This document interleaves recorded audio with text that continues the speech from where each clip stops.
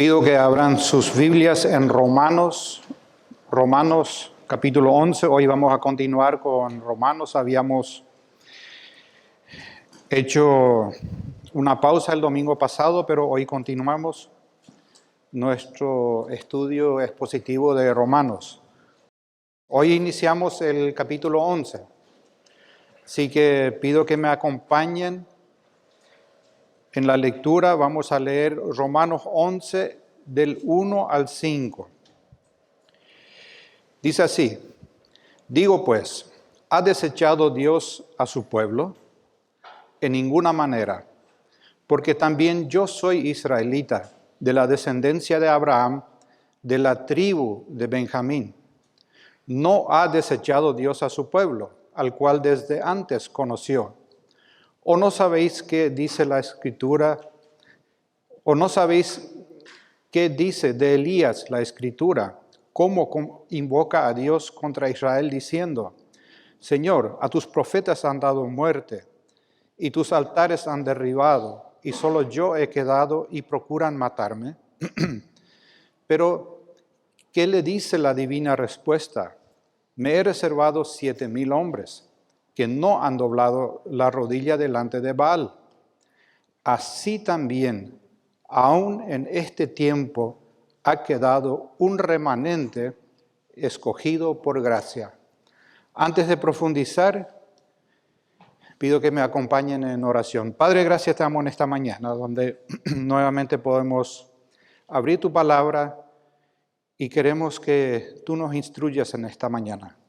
Padre, te pedimos que tú nos enseñes acerca de ti, que tú nos exhortes, que tú nos reprendas, Padre, pero sobre todo queremos glorificarte por tu eterno amor hacia nosotros.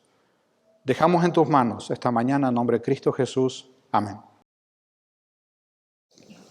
Cuando iniciamos el capítulo 9 de Romanos, habíamos dicho que los 3 capítulos, 9, 10 y 11, son aquella sección en Romanos donde Pablo expone el punto teológico referente a la relación que Dios tiene con su pueblo elegido, o sea, el pueblo de Israel.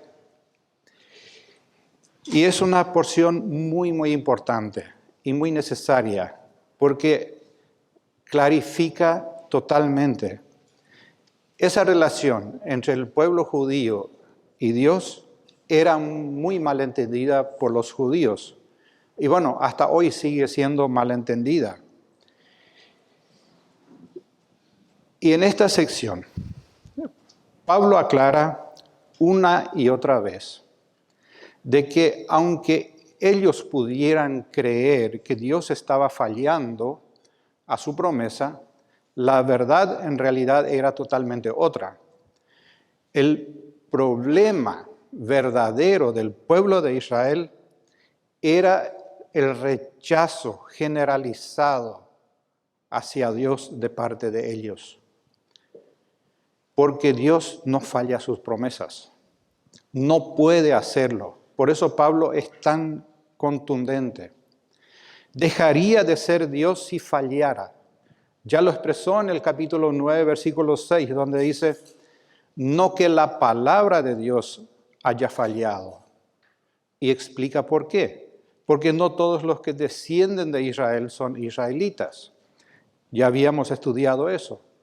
En el versículo 14 del mismo capítulo 9, hace estas preguntas retóricas. ¿Qué pues diremos? ¿Que hay injusticia en Dios? Y la respuesta es la misma: en ninguna manera. Y explica de manera clara y extendida en todo el capítulo 9 y después en el capítulo 10 los alcances de esta afirmación. Ahora empieza el capítulo 11 nuevamente con una pregunta retórica. Dice así: digo pues, ¿ha desechado Dios a su pueblo? Y vuelve a contestar la pregunta con las mismas palabras que ya usó en el capítulo 9, versículo 14. En ninguna manera. Dios no desechó a su pueblo. Eso tenía que quedar claro. La cuestión del capítulo 9 y 10 era la de mostrar que Dios no es injusto al salvar a los gentiles, a nosotros, que no somos judíos. Y surgió en la mente de ellos la gran incógnita. ¿Y si ahora estaba salvando a los gentiles? ¿Significaba eso que Dios dejó de lado a su pueblo? ¿Que ya terminó con Israel, con aquel pacto que él había hecho con Israel? Y la respuesta es contundente: en ninguna manera. Sin embargo, era necesario hacer una aclaración. Y Pablo utiliza todo el capítulo 11 para explicar y aclarar que por su incredulidad y en forma de castigo, Dios estaba dejando de lado temporalmente a Israel. Es lo que básicamente trata el capítulo 11. Y si ahora, por decirlo así, las cosas estaban tomando un rumbo diferente para Israel, eso no implicaba ninguna deslealtad de parte de Dios hacia su palabra. Que todo lo que promete, cumple. Y cumple fielmente. Y de hecho, en todas las Escrituras no existe ningún otro mensaje tan claro y que se haya repetido tantas veces que la afirmación de que en Dios se puede confiar. De que Él es la verdad y es digno de confianza. Quiero simplemente dar algunos ejemplos. Josué, al final de sus días y antes de morir, exhortó al pueblo de Israel en Josué 23:14 con las siguientes palabras. Dice: y he aquí que yo estoy para entrar hoy por el camino de toda la tierra. Reconoced pues con todo vuestro corazón y con toda vuestra alma que no ha faltado una palabra de todas las buenas cosas que Jehová vuestro Dios había dicho de vosotros. Todas os han acontecido. No ha faltado ninguna de ellas. Dios no falta a su palabra. Más tarde el rey David alabó y exaltó a Dios con las siguientes palabras en el Salmo 31:5. En tu mano encomiendo mi espíritu. Tú me has redimido, oh Jehová. Dios de verdad, subraya. Y siguen los ejemplos en el Antiguo Testamento. Posteriormente Jesús mismo ora a Dios y dice lo siguiente en Juan 17:17. Santifícalos en tu verdad. Tu palabra es verdad. Más tarde Pablo escribe a Tito en capítulo 1:2, que estamos en la esperanza de la vida eterna, la cual Dios, que no miente, prometió desde antes del principio de los siglos. También la carta de los Hebreos, el escritor de la carta a los Hebreos, afirma en el capítulo 10:23, fiel es el que prometió, refiriéndose a Dios. Hermanos, Dios nunca falta a sus promesas. Todas sus promesas son verdad y se cumplen puntualmente y a su debido tiempo. Eso es algo que nos tiene que quedar totalmente claro. Y con esto en mente, Pablo escribe esta sección de 3 capítulos. Y Pablo se lamenta de la incredulidad de los israelitas, siendo que ellos tenían la Escritura. Que, como él dice en el capítulo 9, que de ellos son la adopción, la gloria, el pacto, la promulgación de la ley, el culto y las promesas. Y Dios había dado promesas específicas. Las tenemos en el Antiguo Testamento. Dios había dado promesas a su pueblo. De hecho, algunas de esas promesas eran condicionales, pero Dios no iba a fallar en cumplirlas en ninguna manera. Y si eran condicionales, dependían de la obediencia de los judíos. Pero la parte de Dios, Él iba a cumplir. Las otras promesas, y esas son las más grandes, no estaban atadas a la obediencia de nadie. Las promesas más grandes no dependían de la obediencia y la fidelidad de Israel. Se basaban única y exclusivamente en la integridad y rectitud de Dios. Y Dios no puede dejar de cumplirlas, ni nadie le puede persuadir de hacerlo. Ahora, y quiero hacer un pequeño paréntesis. Ciertamente hay un debate entre los teólogos referente al punto de que si Dios ya en realidad completó con Israel todo lo que tenía previsto hacer con ellos. Si el plan de Dios con Israel culminó y ahora la iglesia ocupa el lugar que tenía Israel. Y miren, es como generalmente ocurre, no todos los cristianos concordamos en todos los puntos teológicos, pero eso no nos debe llevar a peleas ni discusiones, siempre cuando la verdad fundamental del Evangelio no se vea afectada. Nosotros creemos que Dios aún no cumplió todos sus propósitos con Israel, porque claramente vemos eso en las Escrituras y especialmente en este capítulo 11. Y quiero tomar un tiempito para argumentar nuestra postura y para eso quiero analizar el pacto que Dios hizo. El pacto incondicional que hizo Dios fue con Abraham, como nosotros sabemos, el padre del pueblo hebreo. Con él se inició lo que conocemos como la nación de Israel.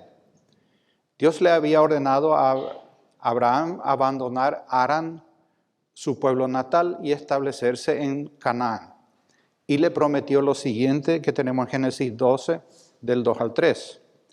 Dice, y haré de ti una nación grande, y te bendeciré y engrandeceré tu nombre y serás bendición. Bendeciré a los que te bendijeren y a los que te maldijeren maldeciré. Y serán benditas en ti todas las familias de la tierra. Y ahí entramos tú y yo. Esa fue la promesa que Dios había hecho. Después de llegar a Canaán, Dios le repitió la misma promesa cuando se separó de Lot, que tenemos en Génesis 13. Años más tarde, Él ratificó esa promesa con un pacto unilateral. Y ese pacto lo tenemos relatado en Génesis 15, del 8 al 21. Y quiero hablar un poquitito de eso, no voy a leer todo, pero voy a resumir en pocas palabras. En aquella ocasión, Dios mandó a Abraham que corte en dos ciertos animales y que los ponga en lados opuestos. Pues esta era la forma de hacer un pacto en aquel entonces. Cortar en dos un animal y que ambas partes pactantes pasen en medio. Un pacto así era inviolable. Ninguna de las partes podía romper un pacto hecho de esta manera. Pero acá hay algo curioso. En esta ocasión, solo pasa Dios en medio de los animales, no Abraham. Solo Dios. Y el hecho de que solo pasara Dios en medio de los animales cortados significaba que Él estaba afirmando y jurando un pacto consigo mismo.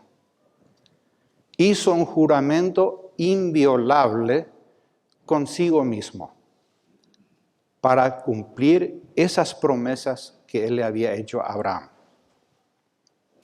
El pacto entonces fue incondicional, lo que habíamos dicho. ¿Por qué? Porque no dependía de la fidelidad de la contraparte.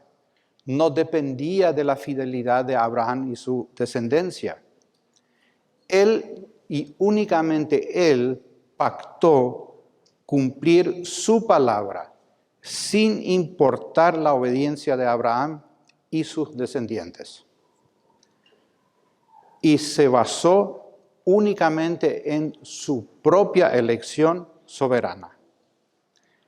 Miren, si bien las promesas fueron para Abraham y sus descendientes, también nos alcanzan a nosotros.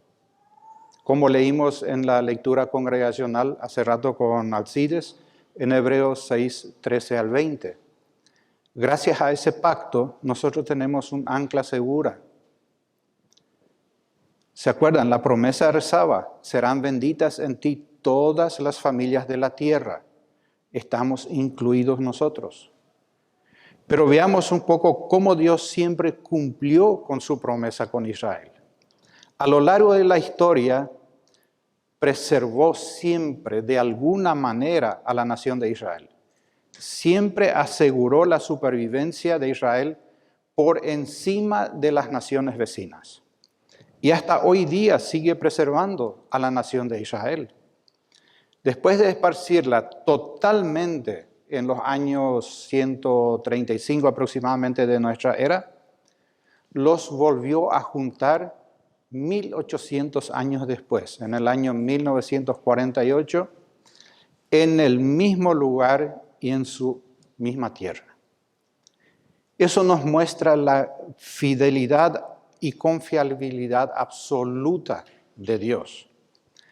Cumplió también con la bendición a todas las naciones, con la venida del Mesías, nuestro Señor Jesucristo, quien nació en Israel.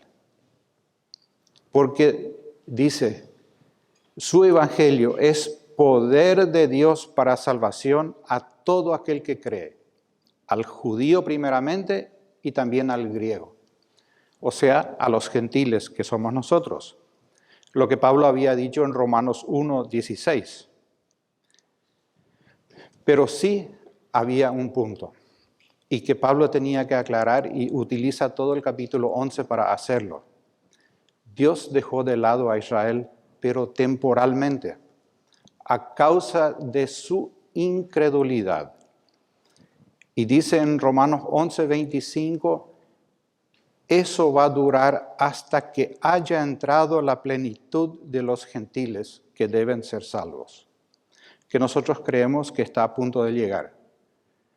Pero después, y dice en el versículo 26, tenemos la absoluta certeza que todo Israel será salvo. Así que Dios sigue con su plan. Esa es nuestra postura y cierro el paréntesis. Volvamos a nuestro texto. Cuando Cristo nació, los judíos sabían, estaban conscientes de que las promesas de Dios se cumplirían. Ellos estaban esperando al Mesías. Le estaban esperando, pero no percibieron que Jesús era el Mesías cuando Jesucristo nació. Dice en Juan 1:11, a lo suyo vino y los suyos no le recibieron. Esto es algo impresionante. El propio pueblo elegido de Dios, que tenía toda la escritura, que tenía las promesas y que sabía que se iban a cumplir, no detectaron cuando vino su propio Mesías. Podría ser comprensible que un judío común no le reconozca o no se dé cuenta de que sea él, pero que los líderes religiosos no le reconocieran, eso sí que es mucho ya. Ahora, con todo esto, Dios se mantiene fiel a su promesa. Ni siquiera el hecho de que hayan crucificado a su Hijo unigénito, al Mesías, hizo que Dios fallara a su promesa. Y podemos asumir que Dios tenía suficientes razones de rechazarlos y desecharlos para siempre, pero no lo hizo. ¿Por qué? Y este es un dato impresionante. porque incluso el rechazo del Cristo por parte de Israel formaba parte del plan de redención eterna de Dios. Formaba parte. La incredulidad de un pueblo fue plan de Dios para que nosotros podamos creer. Pero aun siendo un plan de Dios, los israelitas lo rechazaron por ser rebeldes. No porque Dios lo planeó así. Ellos decidieron rechazarle porque fueron rebeldes. Por eso Dios los hace responsables de lo cometido. Este hecho nos muestra nuevamente esa asociación sorprendente que encontramos entre la soberanía de Dios por un lado y la responsabilidad del hombre. Dios procede soberanamente siempre según su plan, pero cada hombre es responsable de sus actos. No se le puede responsabilizar a Dios. Él procede según su plan, todo se va a llevar a cabo como Él decide, pero nosotros somos responsables de nuestros actos. Esta verdad, no la vamos a entender acabadamente con nuestra mente limitada. Y me imagino que Pablo seguramente la tuvo que afrontar en numerosas ocasiones para refutar confusiones y malos entendidos.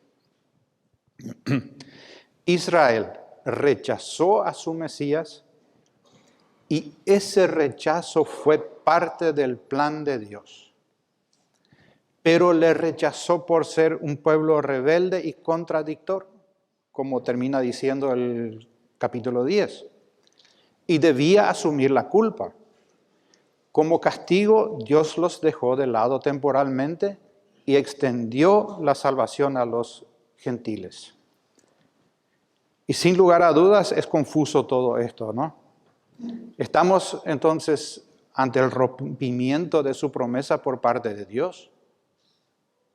Podría ser. Pablo empieza a explicar con una pregunta retórica. ¿Ha desechado Dios a su pueblo?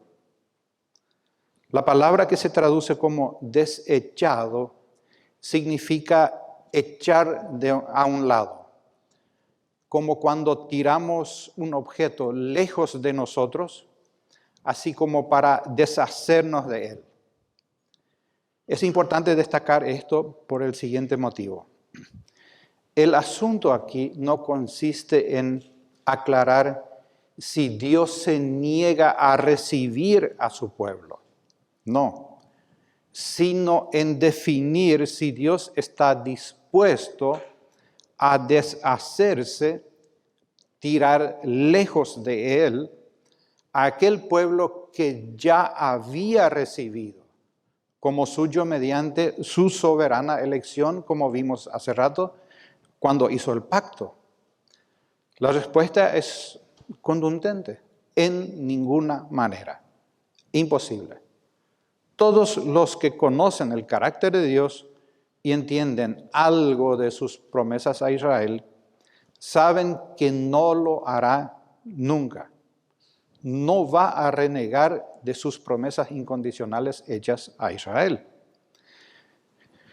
A pesar de haber sido Israel un pueblo rebelde y contradictor, Dios se había mantenido siempre fiel a su pacto. Siempre. Tampoco ahora abandonaría sus promesas. Y su fidelidad, justamente, esa fidelidad que Él siempre mostró con Israel, es la que garantiza la redención y restauración final de Israel. Para demostrar eso, Pablo se vale de dos argumentos en nuestro texto. Disculpe. En primer lugar, se refiere a sí mismo como ejemplo de un judío creyente. Y en segundo lugar, se refiere al remanente creyente que Dios siempre preservó en Israel. Lo que se propone demostrar entonces Pablo es que la fidelidad de Dios a su pacto se evidencia con el remanente de judíos creyentes. Y como evidencia viviente, se pone él a sí mismo como una prueba irrefutable de lo que estaba escribiendo. Dice Romanos 11, versículo 1 en la segunda parte, porque también yo soy israelita, de la descendencia de Abraham, de la tribu de Benjamín. Es muy interesante que Pablo decida ponerse a sí mismo como primera prueba válida para demostrar que Dios no había desechado a su pueblo. Veamos un poquitito por qué. Resulta que Pablo era un israelita, lo era de nacimiento. Y siendo un israelita de nacimiento, terminó siendo creyente en Cristo Jesús y un creyente de los buenos, porque fue comisionado como apóstol por nuestro Señor Jesucristo justamente para predicar a los gentiles que ahora se estaban salvando. Pero analicemos un poquitito su contexto. Aunque Pablo no lo menciona aquí, los primeros creyentes fueron justamente los judíos. Y Saulo, que era el nombre anterior de Pablo, como judío fanático, los había perseguido implacablemente antes de su conversión. Y si un judío como él, que odiaba a Cristo, que odiaba a los cristianos, podía convertirse y obtener la fe salvadora y después predicar a ese Cristo que había odiado, aún apeligrando su propia vida, ¿quién dudaría de que Dios seguía contando con Israel? Era el ejemplo viviente de que Dios no había relegado a Israel. Como él mismo dice, era de la descendencia de Abraham. Y por si fuera poco eso, de la tribu de Benjamín. ¿Y qué tiene de especial ser de la tribu de Benjamín? Pues fue junto a Judá una de las tribus más favorecidas de Israel. Después del exilio, ellos fueron los representantes principales del pueblo de Dios. Fueron referentes de Israel, porque las demás tribus casi se diluyeron en el exilio. Pero aún todo este currículum de Pablo como judío significaba solamente un título terrenal. Una referencia que él consideraba como insignificante. Eso encontramos en la carta que escribe a los filipenses. En Filipenses 3, del 4 al 6 dice, si alguno piensa que tiene de qué confiar en la carne, yo más.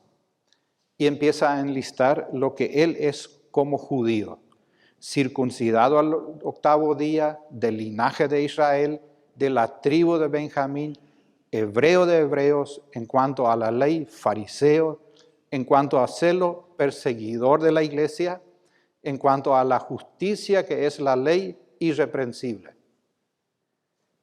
Este era un legajo ideal para cualquier judío fanático y legalista.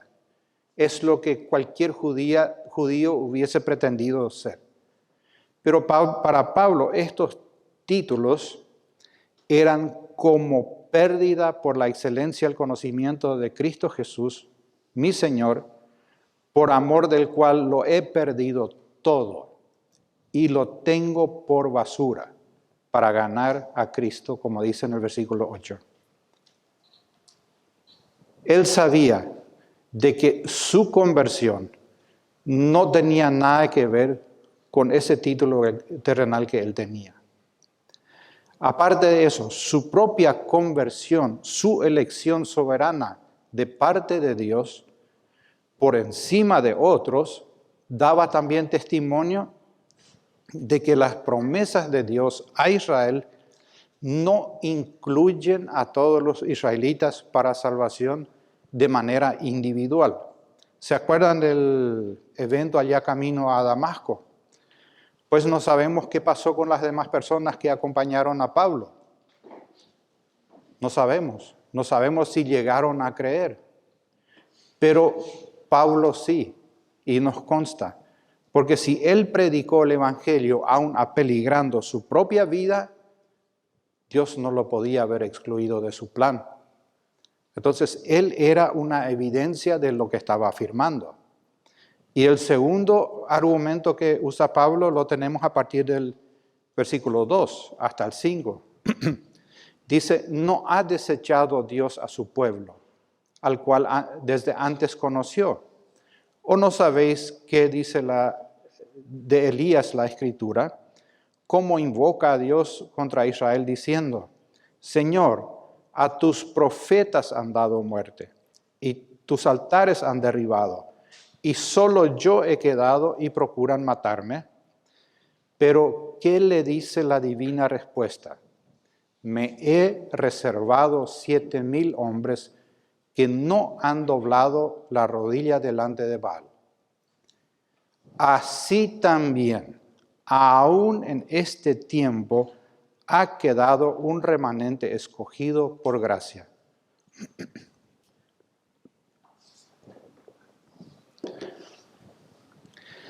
El segundo argumento que utiliza Pablo para demostrar que Dios no desechó a su pueblo, sino que lo dejó de lado temporalmente, es la verdad acerca del remanente. Ese remanente fiel que Dios a lo largo de la historia ha preservado para él. En el versículo 2, Pablo da inclusive un paso más para adelante y afirma que no ha desechado Dios a su pueblo, al cual desde antes conoció. Como ya mencioné, el término desechado no se refiere a no recibir o no aprobar algo. Dios ya había recibido a su pueblo, al cual desde antes conoció. O sea, desde la eternidad lo conoció y lo recibió, y no lo iba a apartar de él. Había recibido a ese pueblo incluso antes de hacer el pacto con Abraham. Y nuevamente quiero destacar, y es importante que lo entendamos bien, que aquí estamos hablando de Israel como nación, el colectivo de israelitas como pueblo escogido. Ese pueblo rebelde y contradictor con que cierra el capítulo 10. No se refiere aquí a judíos individuales que fueron salvos, sino a la nación como un conjunto. Porque existe, vamos a decirlo así, un Israel dentro de Israel. El verdadero israelita es aquel que cree, que tiene la fe verdadera de Abraham y no solamente es descendiente de Abraham. Y la expresión desde antes conoció no significa que Dios simplemente sabía y estaba consciente de que se iban a comportar de esta manera. Como que alguien te cuenta, mira, va a pasar esto y esto y te enteraste. No, de ninguna manera. Sino Dios determinó de activa que suceda de esta manera. Dios había determinado que todo esto tenía que suceder. En ese sentido, Israel es la única nación en el mundo que Dios conoció de antemano y que predeterminó que sea su pueblo y reciba su gracia y su amor a pesar de ser rebelde y contradictora. Y si Dios conoció de antemano a Israel, si predeterminó desde antes de la fundación del mundo que sea su pueblo y que pondría su amor especial en ellos, nunca jamás podría rechazarlos del todo. Pensemos por un momento qué pasaría si Dios decide rechazar a su pueblo. Pues invalidaría su promesa, anularía su fidelidad, quedaría desacreditada su integridad y echaría un manto de dudas enorme sobre su amor divino. Entonces, imposible que Dios deseche a su pueblo. Y una de las evidencias más grandes de eso es que continuamente ha habido judíos creyentes en este mundo. Desde que Dios llamó a Abraham hasta que Cristo vuelva por segunda vez, hubo y habrá permanentemente judíos creyentes sobre esta tierra. Para subrayar eso, Pablo les hace recordar a los lectores justamente lo que dice de Elías la Escritura. Y se refiere al pasaje que tenemos en 1 Reyes 19. Y quiero analizar un poco con ustedes el contexto de lo que ocurrió ahí. En realidad, la trama empieza al final del capítulo 16, cuando comienza el reinado de Acab sobre Israel. Acab reinó en tiempos de Elías. Como sabemos, Acab tomó por mujer a Jezabel, hija del rey de los Sidonios. Y Acab se apartó de Jehová y sirvió a Baal.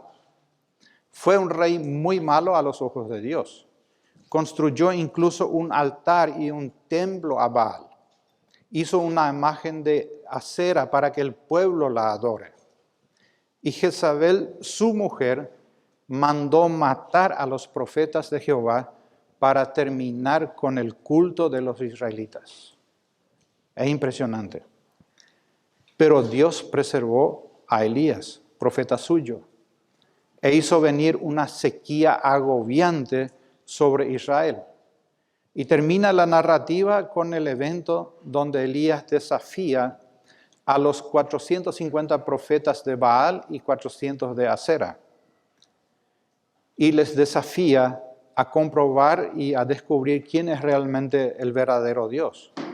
Le pide que hagan un sacrificio, un animal que ponga sobre madera, pero sin prender fuego, y que le pidan a Baal que encienda el fuego. Bueno, todos sabemos la historia, nunca pasó. Después Elías hizo lo mismo y mandó mojar con agua 3 veces, y aún así Dios encendió el sacrificio de Elías, se quemó todo el sacrificio y hasta las piedras y el polvo. Después de eso, Elías mandó atrapar a los profetas de Baal y de Acera y los degolló a toditos. Como era de esperarse, Jezabel se enfureció y quiso matar a Elías.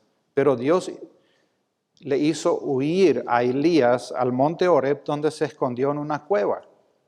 Y ahí en esa cueva le vino la voz de Jehová y se desarrolla el diálogo entre Jehová y Elías que menciona Pablo aquí.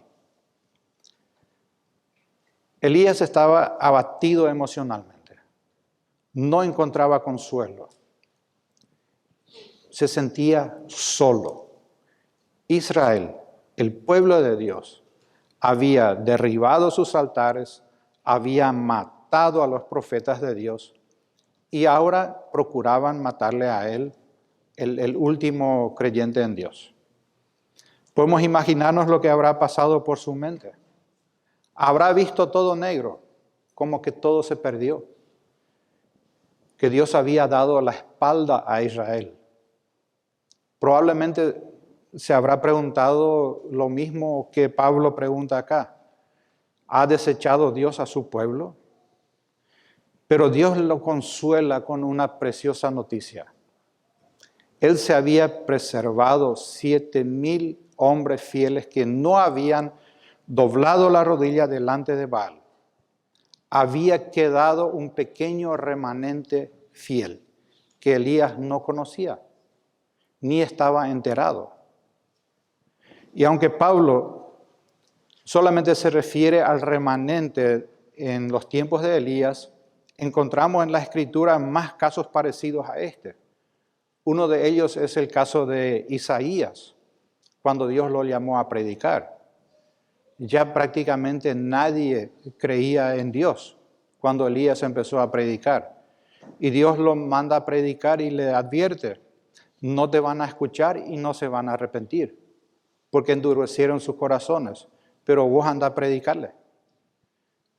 Este incluso es el texto del Antiguo Testamento que más se cita en el Nuevo Testamento. Es frustrante lo que le pasó a Isaías. Después, cuando el pueblo de Israel estuvo cautivo en Babilonia, la mayoría no se convirtió, no creyó. Solo un pequeño remanente fue fiel, entre ellos Daniel y Ezequiel, etc. Cuando nació nuestro Señor Jesucristo, los israelitas lo rechazaron, lo crucificaron, pero aún así hubo un pequeño remanente piadoso en Israel. Nos acordamos, por ejemplo, de Zacarías y Elizabeth, padre de Juan el Bautista y Juan el Bautista mismo. Podemos seguir enumerando a José y María, los padres de Jesús, Simeón, Ana, los pastores que estaban cerca de Belén. No había muchos, pero el número empezó a crecer cuando Jesús comenzó su ministerio. Después de la predicación en Pentecostés, el crecimiento fue mayor. 3,000 creyeron en un solo día, posteriormente se agregaron 5,000. Y así fue aumentando otra vez la cantidad de creyentes. Cuando Pablo escribe esta carta a los romanos, no sabemos cuántos había. Lo cierto y lo concreto es que en tiempos de Elías, cuando mataron a los profetas y parecía que ya nadie creía en Dios, sí había un remanente fiel. Y Dios no había desechado a su pueblo.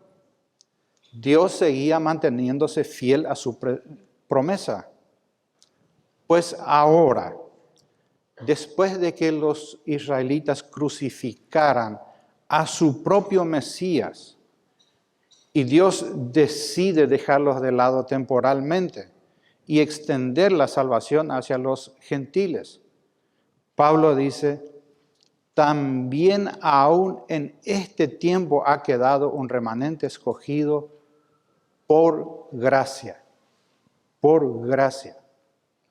Dios en su inmensa misericordia no permitió que en los días de Elías Israel se endurezca por completo.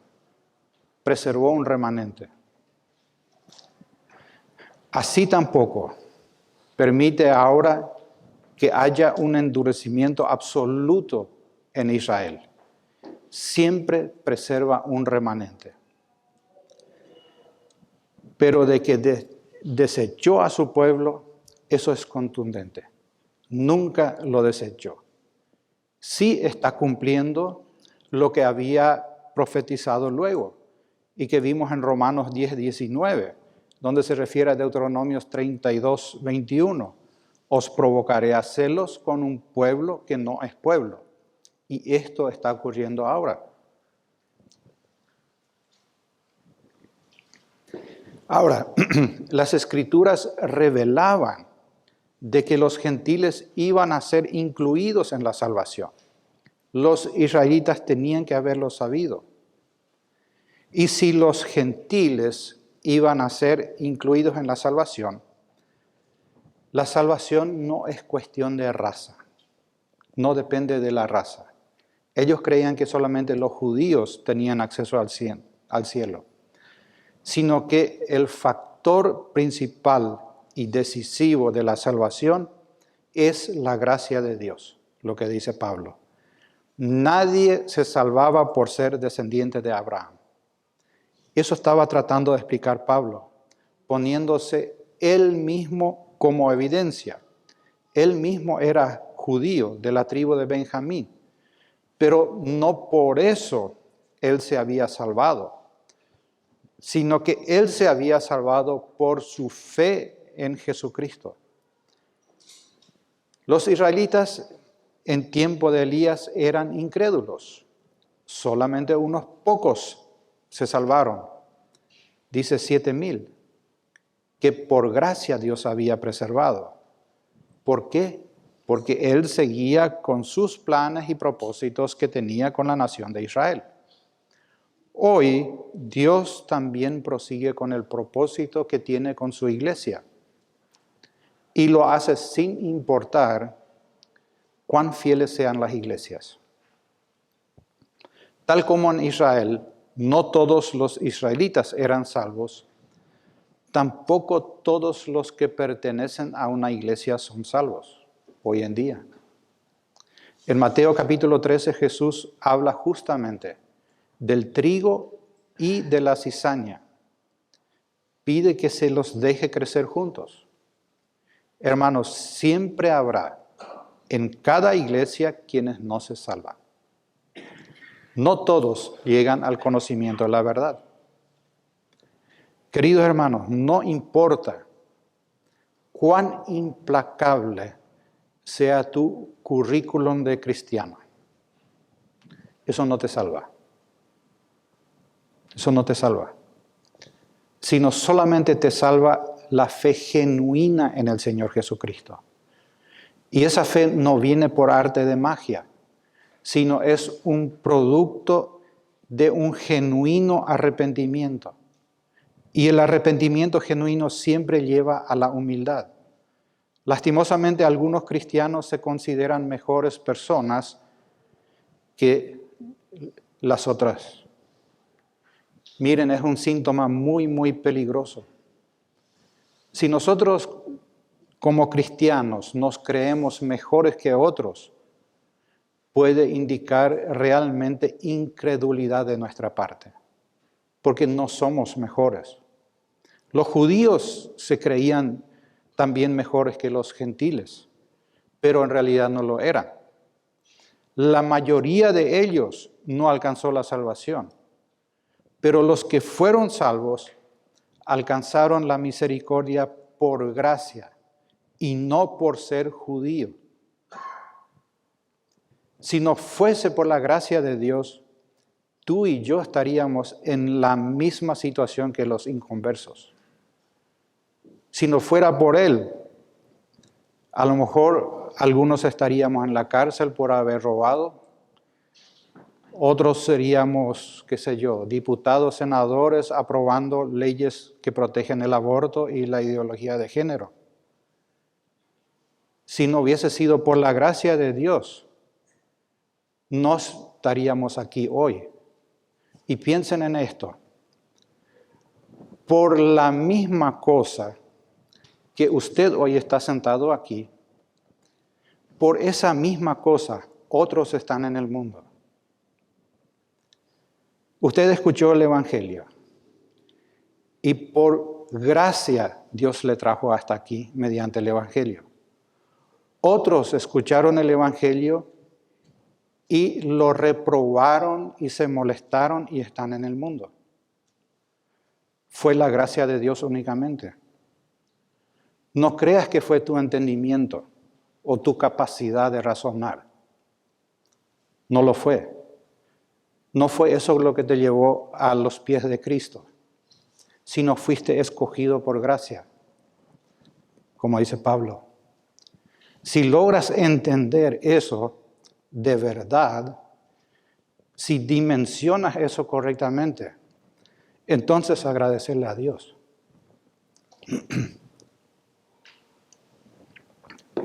Pensemos nomás cuántas personas hay en el mundo que nacen en hogares cristianos, pero aborrecen el Evangelio. Se avergüenzan de pertenecer a un hogar cristiano. Hacen el mayor esfuerzo posible por parecerse cada día más al mundo y por imitar las cosas que hace el mundo. Cuando sus padres hicieron el mayor esfuerzo posible para no ver que sus hijos sean lanzados a las llamas del infierno. Pero ellos se avergüenzan de ser cristianos. Seguro que como padres cometemos muchos errores y los cometemos. Y si yo analizo mi vida, he cometido un montón de errores. Y nos podemos preguntar, ¿entonces Dios ha fallado a su promesa que nos dejó cuando dice, cree en el Señor Jesucristo y serás salvo tú y tu casa? ¿Falló? En, en ninguna manera, como dice Pablo, en ninguna manera. ¿Por qué? Porque estuvieron expuestos a la palabra y no creyeron. Estuvieron expuestos y no creyeron. Endurecieron sus corazones. Fueron rebeldes y contradictores. Por eso no están. Y en los mismos hogares hay también hijos que llegaron al arrepentimiento. ¿Por qué? Porque creyeron. Por eso. Así como hay hogares cristianos que producen hijos inconversos, hay también hogares de inconversos donde los padres cometen muchos más errores que los padres creyentes. Pero algunos hijos llegan a Cristo en arrepentimiento. ¿Por qué? Porque creyeron. Fueron escogidos por gracia. Es lo que Pablo dice. Esto nos enseña una gran verdad. No depende de tu entorno. No depende de que tus padres te hayan tratado mal. No depende de tu familia. No depende de tu esposo, de tu esposa. No depende de tu vecino ni de quien sea para entregarte en arrepentimiento a Cristo. Así como no dependía tampoco de la condición de ser judío para ser creyente, sino solamente depende de ti. Así como Dios extendía su mano a un pueblo rebelde y contradictor y no creyeron, si tú no crees todavía, hoy sigue extendiendo su mano hacia tu corazón rebelde y contradictor. De la misma manera, depende de ti permanecer en tu orgullo e incredulidad o reconocer tu estado delante de Dios y acercarte a Él en arrepentimiento, creyendo en el Señor Jesucristo como tu único Salvador. Depende de ti, no de tu pareja, de tu familia, ni nada. Vamos a orar. Padre, gracias te amo por esta mañana. Gracias te amo por tu palabra. Y gracias, Padre, te amo por tu inmenso amor y por tu misericordia. Y porque tú eres fiel a tu pacto, Padre. Y tú aún hoy salvas. Tú siempre has preservado un remanente. Y Padre, gracias a eso, hoy estamos aquí. Y es solamente por tu gracia, Padre. Por eso te agradecemos y te alabamos. Y te pedimos que tu Santo Espíritu obre mediante tu palabra en el corazón de cada uno. En nombre de Cristo Jesús oramos. Amén.